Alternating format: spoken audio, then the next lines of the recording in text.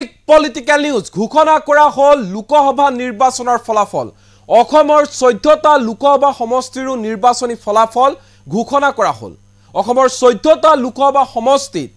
কিমানখন আসন লাভ কৰিছে বিজেপিয়ে সঁচাকৈ বিজেপিয়ে কোৱাৰ ধৰণে ডাবল ডিজিট ক্ৰছ কৰিছে নেকি বিজেপিয়ে কিমানখন আসন লাভ কৰিছে কংগ্ৰেছে এবাৰ লোকসভা নিৰ্বাচনত অসমত কিমানখন আসন লাভ কৰিছে অসম গণ পৰিষদ দলে কিমানখন আসন লাভ কৰিছে ইউপিপিএল দলে সকলোবোৰ সামৰি এটু জেড এই মুহূৰ্তত লৈ আহিছো ৰাজ্যৰ 14টা লোকসভা সমষ্টিত জয়ৰ মুখ দেখা হেক হাকিমৰা 14 গৰাকী প্ৰাৰ্থীৰ নাম হবিস্তাৰে এই মুহূৰ্তত এনি টক্সৰ দৰ্শকক জনাবলৈ চেষ্টা কৰিম কোন সমষ্টিত কোন জয় হৈছে এই মুহূৰ্তৰ বিগ পলিটিক্যাল নিউজ অৱশেষত অন্তঃপৰি অসমৰ 14টা লোকসভা সমষ্টিৰ ভোট গণনা কোন সমষ্টিত কোন জয় হল কোনে মাৰিলে হেক হাঁহি কোন যাব দিল্লীলৈ কোন যাব সকলোবোৰ এই মুহূৰ্তত জনাবলৈ চেষ্টা কৰিম এনি টক্সৰ তালিকা ৰাজ্যৰ 14টা লোকসভা সমষ্টিৰ বিজয়ী প্ৰাৰ্থী তালিকা এই মুহূৰ্তত আমাৰ হাতত আহি পৰিছে ৰাজ্যৰ 14টা লোকসভা সমষ্টিৰ ভিতৰত 9টাকৈ লোকসভা সমষ্টিত জয়ী হৈছে বিজেপি প্ৰাৰ্থী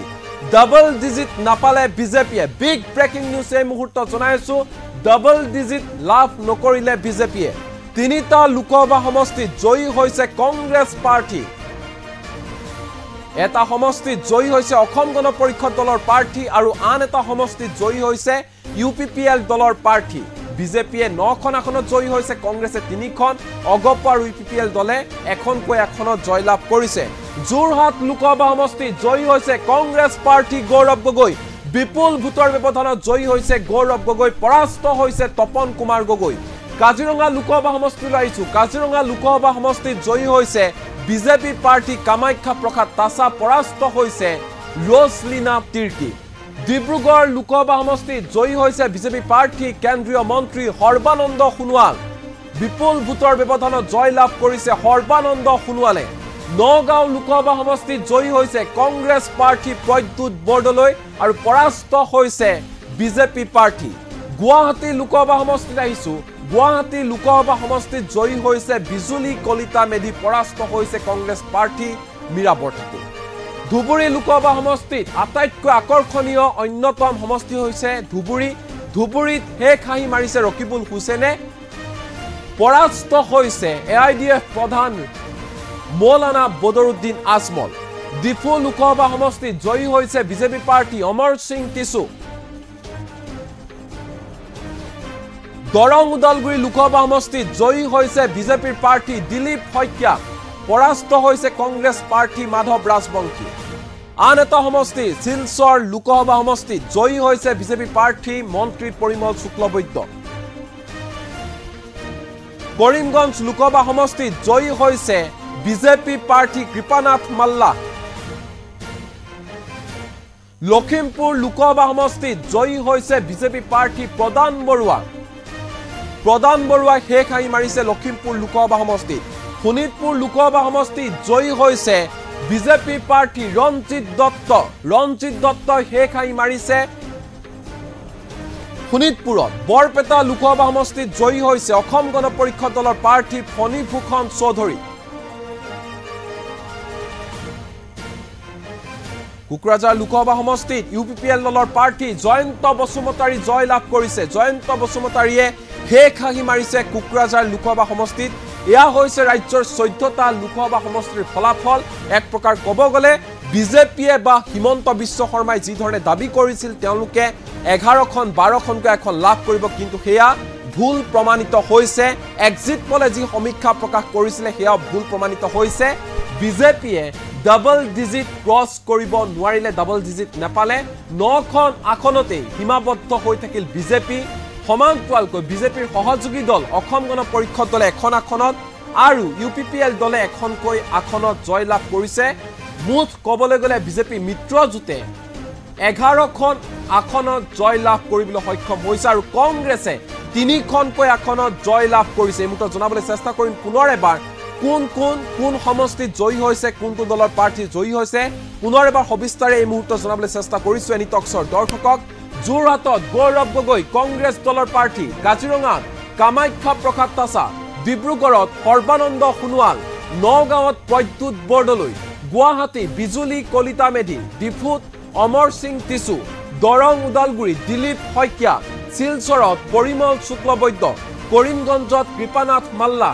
লখিমপুৰ লোকসভা সমষ্টিত প্ৰদান বৰুৱা, শোণিতপুৰত ৰঞ্জিত দত্ত, বৰপেটাত ফণীভূষণ চৌধুৰী, কোকৰাঝাৰত জয়ন্ত বসুমতাৰী। এওঁলোক এতিয়া অসমৰ পৰা দিল্লীলৈ যাব, এওঁলোকক জয়ী কৰি পঠিয়াইছে জনতাই। আৰু এই মুহূৰ্তত কেইবাগৰাকী প্ৰাৰ্থীৰ ভাষ্য আমাৰ লগত আছে। জয়ী হোৱাৰ পিছতে কোনে কি কৈছে, তেওঁলোকৰ মনৰ অনুভৱ কেনে, শুনোৱা হয়। আমি ৰ'ব লাগিব নহয়,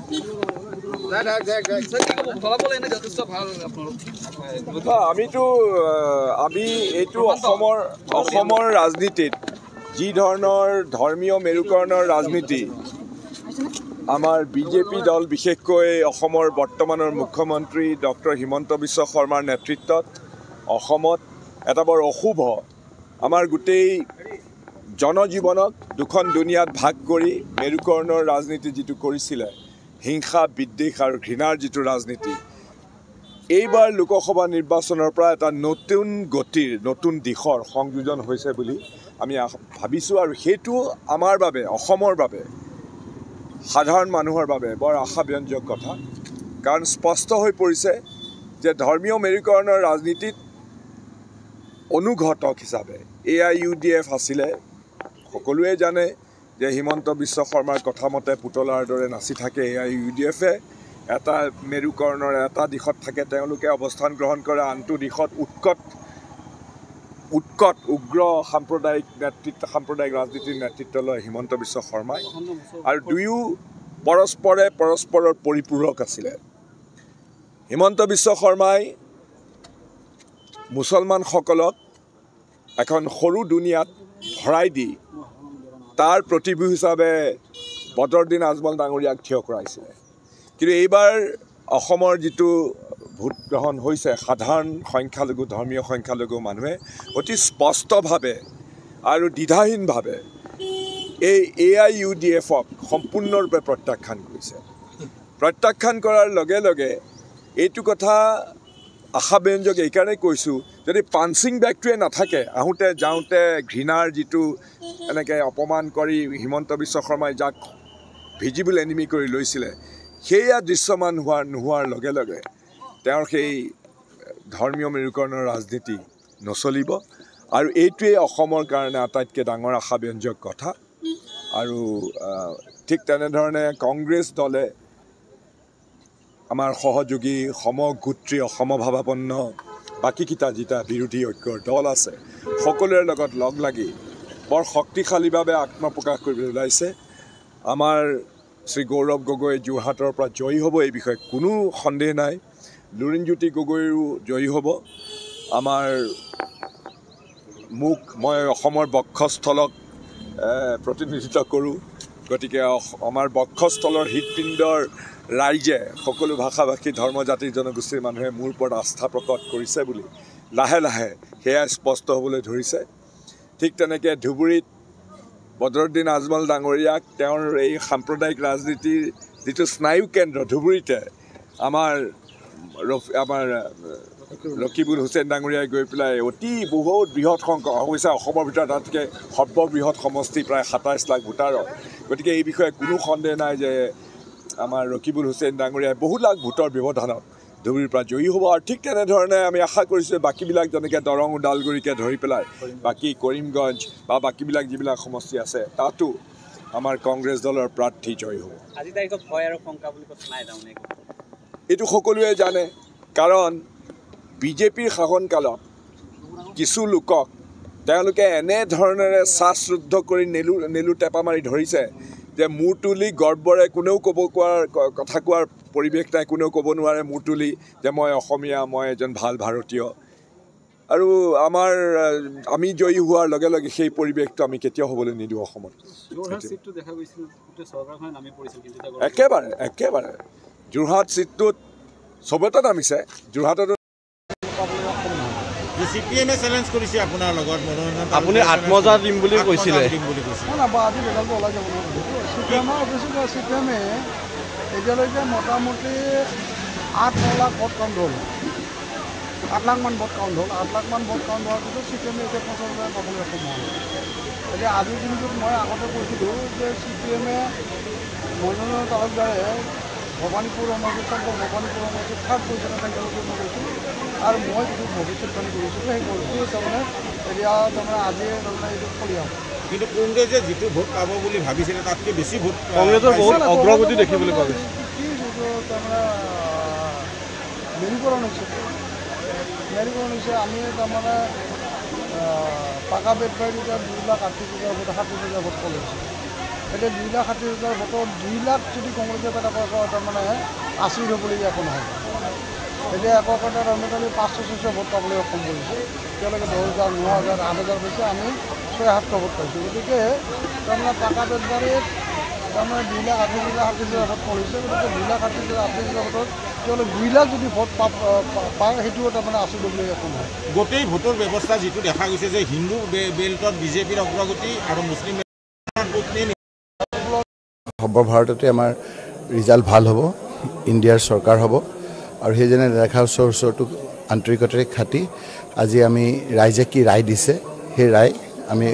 খুলিবৰ কাৰণে মই প্ৰথমে আহি বৰপেটাত উপস্থিত হৈছোঁ এই বৰপেটাত মোৰ 2টা সমষ্টি মন্দিয়া আৰু চেঙা সমষ্টি হ'ব তাৰ পিছতে ইয়াত পৰা মই সৃজনগ্ৰাম সমষ্টিৰ কাৰণে অভয়াপুৰী যাব লাগিব ধন্যবাদ কৃতজ্ঞতা জ্ঞাপন কৰিছোঁ নতুন আসামে এইবাৰ এটা গুৰুত্বপূৰ্ণ ভূমিকা গ্ৰহণ কৰিলে বেংগালোৰ পুনে বম্বে দিল্লী চাকৰি এৰি তেওঁলোকে ভোট দিয়া দিনত সকলোৱে চাকৰিৰ পৰা ছুটি লৈ অসমত আহি ভোট প্ৰদান কৰিলে আৰু তেখেতৰ ভোট অহংকাৰৰ বিৰুদ্ধে তেখেতৰ ভোট ঘৃণাৰ বিৰুদ্ধে তেখেতৰ ভোট অভদ্ৰ ব্যৱহাৰৰ বিৰুদ্ধে তেখেতৰ ভোট পইচা আৰু বাহুবলৰ ৰাজনীতিৰ বিৰুদ্ধে আৰু সেইকাৰণে যেতিয়া নতুন আসামে এনেকুৱা এটা ইংগিত আমাক দিছে আশীৰ্বাদ হিচাপে মই গ্ৰহণ কৰিছোঁ আৰু আমি সকলোৱে মিলিজুলি বিৰোধী ঐক্য মঞ্চৰ আমি সকলোৱে একগোট হৈ ৰাইজৰ দল অসম জাতীয় পৰিষদ দল CPM দল আম আদমি কংগ্ৰেছ দল আমি সকলোৱে নতুন আসামৰ যে আমাক ওপৰত যে আস্থা প্ৰকাশ কৰিছে সেই আস্থা বিনিময়ত আমি সকলোৱে নতুন আসামৰ মৰমৰ বিনিময়ত দায়বদ্ধ হৈ আমি ভৱিষ্যত কাম কৰি যাম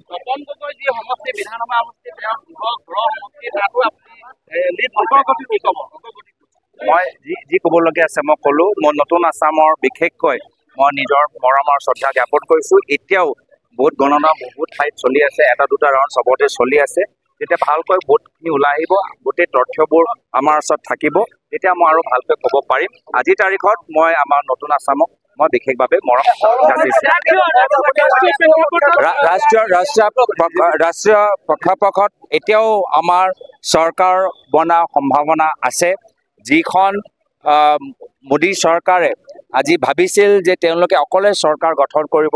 আজি তেওঁলোকে আজি বিভিন্ন ৰাজনৈতিক দলৰ পিছে দৌৰিবলগীয়া হৈছে আৰু ইতিমধ্যে আমাৰো ইণ্ডিয়া এলায়েন্সৰ বিভিন্ন ৰাজনৈতিক দল বিভিন্ন দলৰ নেতৃত্বৰ লগত আলোচনা কৰি আছে সকলোকে মনত আছে যে কেনেদৰে যোৱা 5 বছৰ প্ৰধানমন্ত্ৰী মোদী ডাঙৰীয়া বিভিন্ন ৰাজনৈতিক দলৰ নেতৃত্বৰ লগত কিমান অহংকাৰ আৰু কিমান বেয়া ব্যৱহাৰ সকলৰ লগত কৰিছে কোনোৱে সেই কথাবোৰ পাহৰি যোৱা নাই সকলোৱে জানে যে সন্মান আৰু মৰ্যাদা যদি পাবলগীয়া আছে इंडिया अलायंस से मैं अभी भी अपेक्षा करता हूं कि इंडिया अलायंस शाम तक अपनी सरकार बनाने में सक्षम होगी हम विभिन्न राजनीतिक दलों के साथ इस समय बात कर रहे हैं कोई भी राजनीतिक दल का नेता ये भूल नहीं चुका है कि किस प्रकार से पिछले 5 सालों में प्रधानमंत्री मोदी जी ने उनके साथ दुर्व्यवहार किया है अहंकार प्रकाशित किया है कोई नहीं भूला है कि विभिन्न दलों के नेताओं के विरुद्ध में प्रधानमंत्री मोदी जी ने किस प्रकार से आपत्तिजनक शब्दों का व्यवहार किया है चाहे वो नीतीश कुमार जी के पक्ष में हो चाहे वो हमारे नवीन पटनायक जी के पक्ष में हो सभी के विरुद्ध में प्रधानमंत्री मोदी जी ने आपत्ति शब्द का इस पिछले 2 महीने के निर्वाचन प्रचार में प्रयोग किया है कोई नहीं भूला है और मेरा विश्वास है कि इंडिया अलायंस के साथ जब ये विभिन्न राजनीतिक दल बात करेंगे तो उनको एक सम्मानजनक एक भविष्य इंडिया अलायंस के साथ दिखाई पड़ेगा। ভাৰতবৰ্ষৰ 2024 চনৰ লোকসভা নিৰ্বাচনৰ ইতিমধ্যে ফলাফল আহিছে আৰু ডিব্ৰুগড় লোকসভা সমষ্টিত ইতিমধ্যে জনতাই ৰায়দান কৰিছে আৰু জনতাৰ যি ৰায় তাৰ প্ৰতি মই সন্মান জনাইছোঁ আৰু এইটো মই গ্ৰহণ কৰিছোঁ। যিসকল ব্যক্তিয়ে যিসকল ভোটাৰে তেওঁলোকে মোক ভোটদান কৰিলে মোৰ যিটো চিন্তা যিটো আদৰ্শ যিবোৰ জাতীয় প্ৰশ্নক লৈ মই ৰাইজৰ মাজলৈ গৈছিলোঁ তেওঁলোকে অফুৰন্ত আস্থা ৰাখিলে বিশ্বাস ৰাখিলে আৰু মোৰ এই চিন্তা মোৰ জাতীয় জীৱনৰ প্ৰতি মোৰ যিটো দৃষ্টিভংগী সেইবোৰৰ প্ৰতি আস্থা ৰাখি যিসকলে ভোটদান কৰিলে সকলোকে মই ধন্যবাদ জনাইছোঁ কৃতজ্ঞতা জ্ঞাপন কৰিছোঁ সকলোৰে প্ৰতি মই নতশিৰে প্ৰণিপাত জনাইছোঁ আৰু যিসকলে ভোটদানো কৰা নাই তথাপিও তেখেতসকলে মৰম আশীৰ্বাদ সহায় সহযোগিতা কৰিলে তেওঁলোকৰ প্ৰতিও মই সশ্ৰদ্ধ প্ৰণিপাত জনাইছোঁ। যিগৰাকী প্ৰাৰ্থী ইতিমধ্যে জয়লাভ হোৱাৰ যদিও আনুষ্ঠানিক ঘোষণা হোৱা নাই তথাপিও বিপুল ব্যৱধানত ডিব্ৰুগড় লোকসভা সমষ্টিত তেখেত আগবাঢ়ি আছে মোৰ বিৰুদ্ধে এসময়ত অসমৰ মুখ্যমন্ত্ৰী তথা বৰ্তমান কেন্দ্ৰীয় চৰকাৰৰ মন্ত্ৰী সৰ্বানন্দ সোণোৱাল ডাঙৰীয়াক মই আন্তৰিক শুভেচ্ছা জ্ঞাপন কৰিছোঁ অভিনন্দন জনাইছোঁ আৰু তাৰ লগে লগে সমগ্ৰ অসমৰ যিসকল ব্যক্তি ইতিমধ্যে যিসকল প্ৰাৰ্থী ইতিমধ্যে জয়লাভ কৰিছে সকলোকে মই অন্তৰৰ পৰা শুভেচ্ছা জ্ঞাপন কৰিছোঁ অভিনন্দন জনাইছোঁ। নিৰ্বাচনৰ প্ৰক্ৰিয়াত জয় আৰু পৰাজয় এইটো এটা স্বাভাৱিক এটা প্ৰক্ৰিয়া আৰু এইটো আমি জনতাই যাক মতদান কৰে এইটো আমি সকলোৱে গ্ৰহণ কৰিব লাগিব বা গ্ৰহণ কৰিছোঁ কিন্তু পৰাজয়ে কেতিয়াও আমাৰ যিটো মূল লক্ষ্য মোৰ যিটো মূল উদ্দেশ্য তাক কেতিয়াও কোনো কাৰণতে বিচলিত কৰিব নোৱাৰে। অসমীয়া মানুহৰ আত্মপ্ৰতিষ্ঠাৰ সংগ্ৰাম স্বাভিমান প্ৰতিষ্ঠা কৰিবৰ কাৰণে আৰম্ভণিৰ পৰা যি ধৰণৰ ৰাজনৈতিক ধাৰা এটা আৰম্ভ কৰিছোঁ অসমীয়া মানুহৰ জাতীয়তাবাদী ধাৰা অসমৰ জাতি জনগোষ্ঠীৰ সুৰক্ষিত ভৱিষ্যত আৰু তেওঁলোকৰ অধিকাৰ ভাষা কৃষ্টি সংস্কৃতি মাতৃভেটিৰ সুৰক্ষাৰ স্বাৰ্থত কৰি অহা যিখন সংগ্ৰাম সেইখন সংগ্ৰাম কেতিয়াও এই পৰাজয়ে মোক মূল লক্ষ্যৰ পৰা কেতিয়াও বিচলিত কৰিব নোৱাৰে। আজি পুনৰ কৈছোঁ দৃঢ়তাৰে কৈছোঁ যে আহি থাকিব লগা দিনসমূহত অসমৰ প্ৰতি অসমৰ মানুহৰ প্ৰতি অসমৰ প্ৰতিটো জাতি জনগোষ্ঠী ভাষা ভাষী ধৰ্মাৱলম্বী লোকৰ প্ৰতি মোৰ যিটো কৰণীয় দায়িত্ব আৰু কৰ্তব্য সেইটো সদায় থাকিব সদায় পালন কৰি যাম। কোনো কাৰণতে কোনো এনেকুৱা ধৰণৰ ক্ষণিকৰ পৰাজয় বিফলতাই কেতিয়াও মূল লক্ষ্যৰ পৰা মোক বিচলিত কৰিব নোৱাৰে। সংগ্ৰাম চলি আছে চলি থাকিব যুঁজি আছিলোঁ যুঁজি যাম এই কথা স্পষ্ট আৰু আমি ইতিমধ্যে দেখিছোঁ যে ভাৰতবৰ্ষত এটা ৰাজনৈতিক পথ পৰিৱৰ্তনৰ স্পষ্ট ইংগিত দিছে। অতদিনে আমি এই কথাবোৰ কৰি আহিছিলোঁ আৰু মই যিখন সংগ্ৰাম এই ডিব্ৰুগড় লোকসভা আছে গতিকে মই অসমৰ সাংবাদিক বন্ধুসকলকো ধন্যবাদ জনাইছোঁ আৰু আপোনালোকে জানে যে মাননীয় প্ৰধানমন্ত্ৰী নৰেন্দ্ৰ মোদী ডাঙৰীয়াই সততা নিষ্ঠাৰে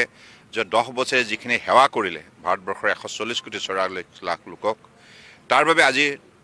গোটেই জনতাই পুনৰবাৰ তেখেতৰ নেতৃত্বত চৰকাৰ গঠন হোৱাটো বিচাৰিছে মনে প্ৰাণে আৰু সেইবাবে সেইমৰ্মে আজি সমগ্ৰ ভাৰতবৰ্ষতেই জনতাৰ সমৰ্থন আমি বুটলিবলৈ সক্ষম হৈছোঁ আৰু মোদী ডাঙৰীয়াৰ নেতৃত্বতেই পুনৰ চৰকাৰ গঠন হ'ব। হয় ডেফিনেটলি তেনেধৰণে গৈছে আমি যেনিবা মই কৈছিলোঁ 12+ হয়নে আৰু গতিকে তথাপিও আমি একেবাৰে যিটো কথা কৈছিলোঁ তাৰ একেবাৰে কাষ চাপিবলৈ সক্ষম হ'লোঁ আৰু এই গোটেই সফলতাৰ অন্তৰালত অসমৰ জনগণৰ উল্লেখযোগ্য অৱদান আছে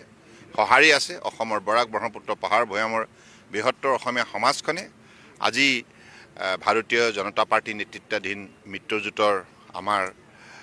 প্ৰাৰ্থীক আজি সহায় কৰিছে তাৰ ফলত আমি এনেধৰণৰ ফলাফল পাবলৈ সক্ষম হৈছোঁ আৰু নিশ্চিতভাৱে আগন্তুক দিনত অসমৰ ৰাইজৰ হৈ সকলোৱে আমি কাম কৰিব লাগিব একেলগে।